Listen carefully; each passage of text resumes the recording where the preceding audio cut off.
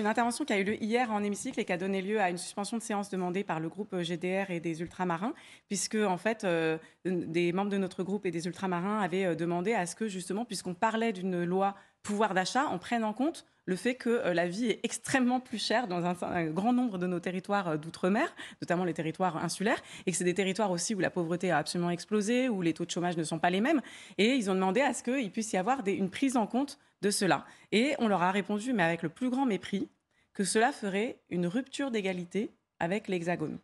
Et je crois que ça a été vraiment très très violent, notamment pour Karine Lebon qui a porté cette proposition-là, à ces gens qui parfois n'ont pas accès à l'eau courante,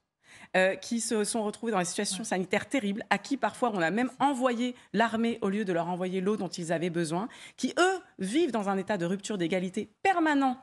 par rapport à l'ensemble de leurs concitoyens français et qui là se sont entendus dire qu'ils seraient des privilégiés que de demander à ce qu'on prenne en compte la situation particulière des territoires d'outre-mer quand on parle de pouvoir d'achat. Et donc évidemment on les a soutenus.